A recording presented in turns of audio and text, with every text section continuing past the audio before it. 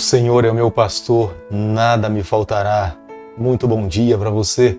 Com essas palavras nós começamos mais um dia. Nada mais gratificante para nós sabermos que nós temos um Supremo Pastor que cuida da nossa vida, que está ao nosso lado, que supre as nossas necessidades, nos leva às águas tranquilas. E hoje nós estamos aqui nesse primeiro encontro convidando a Ele que permaneça ao nosso lado, suprindo todas as nossas necessidades.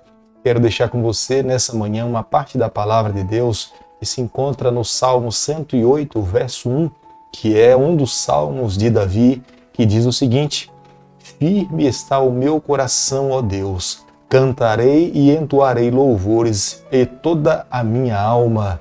Nessa manhã, nesse encontro, nós queremos expressar toda a alegria do nosso coração ao nosso Senhor. Cantaremos, louvaremos o seu nome por toda a eternidade. Por isso que falo para você a cada manhã, esse encontro logo nas primeiras horas, a cada dia, é indispensável para a nossa sobrevivência espiritual. Para o nosso crescimento, nós precisamos a cada dia pedir a Deus que nos conceda forças, energias e possamos cada dia decidir estarmos aqui para que possamos nesse encontro sermos fortalecidos. A cada manhã, nesse canal, nós temos a doce alegria de estudarmos um capítulo da Palavra do Senhor. E nessa manhã eu convido você a ter nas mãos a Palavra de Deus no livro de 1 Reis, capítulo 6, o verso 1. No ano 480, depois de saírem os filhos de Israel do Egito, Salomão, no ano 4º do seu reinado sobre Israel, no mês de Zive, este é o segundo mês, começou a edificar a casa do Senhor. Eu volto a falar para você, Salomão teve muitos privilégios na sua vida, mas o maior privilégio que Salomão tem é construir uma casa para o Senhor. Um templo ao Senhor trazia muito significado para aquele tempo e para os dias em que nós estamos vivendo. Deus demonstrava claramente o seu desejo de morar no meio do seu povo. Embora o pecado tenha criado uma barreira entre Deus e os seres humanos, mas é Deus que toma a iniciativa em estar no meio do seu povo. E ele permite que Salomão fizesse uma casa para que pudesse levar o seu nome e representaria a sua presença no meio do seu povo. O templo teria outro significado. Representava cada compartimento do templo o corpo de Cristo. Representava também onde Deus um dia gostaria de morar, era na vida de cada adorador e, consequentemente, ele habitaria dentro desse templo para que cada adorador tivesse a oportunidade de se deparar com a sua presença. Por isso que nós não podemos nos esquecer, quando nós vamos à casa do Senhor, nós estamos diante da presença do Criador de todo o universo. O nosso coração precisa estar aberto para ouvi-lo falar conosco. Essa interação é indispensável para a sobrevivência e o crescimento de todo adorador. Deus habitaria no Santo dos Santos. Aqueles que entrassem nos compartimentos do santuário saberiam, dentro dos santos, ali na Shekinah, ali está o Deus Criador dos céus e da terra. Há uma alegria maior para o adorador? Há uma alegria para nós que somos adoradores? Acredito que não. Por isso, a cada dia, nós temos que nos render à grandeza desse Criador. Mediante o versículo 4 do capítulo 6 que nós temos estudado nessa manhã, cada compartimento do templo foi construído de uma forma muito cuidadosa. As janelas foram gradativamente sendo construídas de ripas e iam diminuindo para que a luz pudesse ter acesso ao interior dentro do santuário. O templo foi construído sem haver a necessidade de usar um martelo ou bater em algum lugar. Esses detalhes são mencionados na Bíblia não é com o objetivo de nos ensinar como é que nós devemos construir uma igreja ou um templo nos dias em que nós estamos vivendo, mas para nos expressar da forma cuidadosa como foi construída o templo do Senhor e os cuidados que nós precisamos também tomar nos dias de hoje ao construirmos uma igreja ou uma casa para a habitação do Senhor. Tudo que nós fazemos para Deus é necessário ter zelo, dedicação, amor, paixão. Se a fizermos dessa forma, tenha certeza, Deus irá se agradar de uma casa, de um lugar separado para a sua habitação. 1 Reis, capítulo 6, o verso 13, a Bíblia diz o seguinte: e habitarei no meio dos filhos de Israel, e não desampararei o meu povo.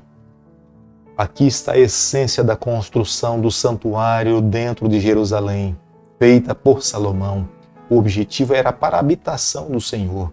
O próprio Deus escolhe viver no meio do seu povo, mas a razão principal em ter a presença de Deus ali era para adorá-lo. Adoração envolve comprometimento a quem nós estamos adorando. Adoração envolve obediência. Adoração envolve uma entrega. E Deus esperava que cada rei, que cada israelita, que cada adorador vivesse uma vida de obediência às suas leis e aos seus ensinamentos. Esta era a única condição para que Deus permanecesse morando e tendo o seu nome dentro e a sua presença dentro do santuário.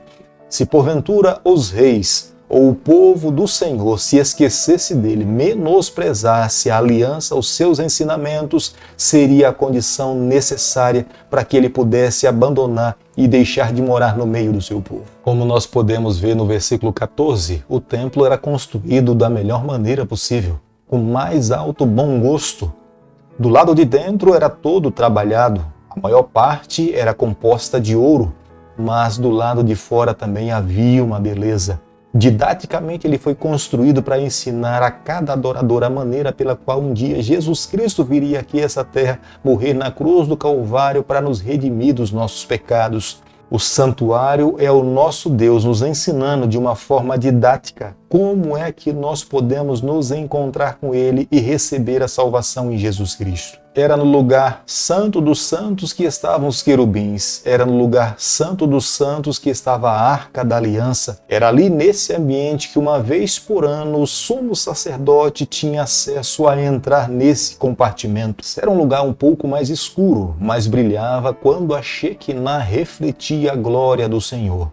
Você pode imaginar a beleza daquele ambiente semi-escuro, mas quando brilhava com a presença do Senhor, a luz que irradiava do Senhor era magnífico para aquele que a podia contemplar. Nenhuma outra pessoa tinha liberdade ou direito de entrar ali, a não ser o sumo sacerdote. Entrar ali era ter a mais plena certeza que a pessoa estava na presença do Senhor, estar diante do seu Criador, o grande eu sou. 1 Reis, capítulo 6, o verso 29, a Bíblia diz o seguinte: nas paredes todas, tanto no mais interior da casa como no seu exterior, lavrou, ao redor, entalhes de querubins, palmeiras e flores abertas.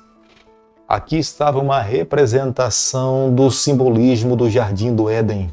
Os dois querubins na porta foram trabalhadas palmeiras e flores para representar, e todo aquele que chegasse ali poderia entender e o significado de um dia, do que tinha acontecido no Jardim do Éden. Mas através do santuário eles saberiam que em Jesus Cristo nós encontramos uma ponte para sairmos do abismo do pecado.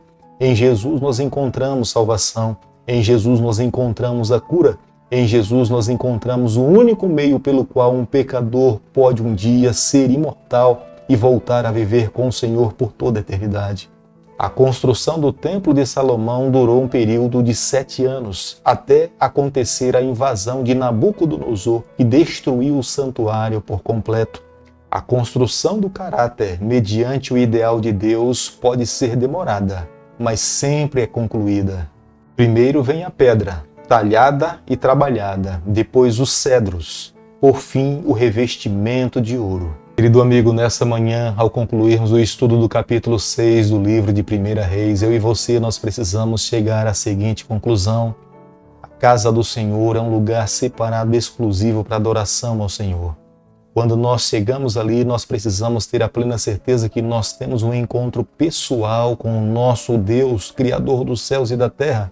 É claro, nós não podemos menosprezar as pessoas que estão ali com o mesmo objetivo de nós. Nós precisamos amá-las, nós precisamos respeitá-las, mas nós não podemos nos esquecer. Quando entramos no lugar sagrado, no templo do Senhor, nós nos apresentamos diante do Criador de todo o universo.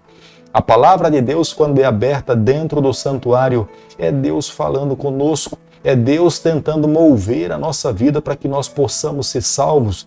Deus pode usar um ser humano mais humilde e simples, mas é a palavra viva do Senhor falada a cada adorador que se encontra ali. Cada compartimento que estava dentro do templo apontava para o que iria acontecer no futuro, a vinda de Jesus Cristo sobre a face dessa terra. Cada compartimento tinha o seu devido significado. Os compartimentos apontavam para Cristo, representando o que de fato Jesus Cristo viria fazer por nós na cruz do Calvário. A casa do Senhor também nos ensina que nós somos o templo vivo pelo qual Deus quer fazer morada dentro da nossa vida. Hoje, eu e você jamais podemos nos esquecer. Nós somos o templo vivo da presença do Senhor. A nossa vida representa o Criador do universo. Nós levamos sobre o nosso corpo as marcas de Jesus Cristo. Nós pertencemos a Ele. A nossa vida precisa evidenciar quem é o Senhor que se assenta no trono do nosso coração. Por isso que nessa manhã, a cada dia, nós precisamos renovar essa aliança, esse compromisso de viver, de amá-lo, de servi-lo e de representar aonde nós formos. Clamemos. Querido Pai, nessa manhã nós nos colocamos em Tuas mãos, confessamos as nossas falhas, nós queremos viver para o Senhor. Inunde a nossa vida, toma conta do nosso coração, é o nosso pedido, é a nossa oração e nós fazemos em nome de Jesus. Que o Senhor te abençoe e te guarde, que Ele faça resplandecer o seu rosto sobre você, que Ele tenha misericórdia de você, e sobre você nessa manhã Ele levante o seu rosto e conceda a sua paz em nome de Jesus. Amém.